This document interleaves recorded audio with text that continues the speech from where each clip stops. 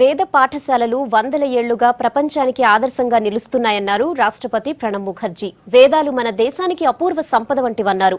పశ్చిమ గోదావరి జిల్లా ఆక్వీడు మండలం ఐ భీమవరంలో 6 కోట్లతో టీటీడీ నిర్మించిన వేద పాఠశాలను ఆయన ప్రారంభించారు.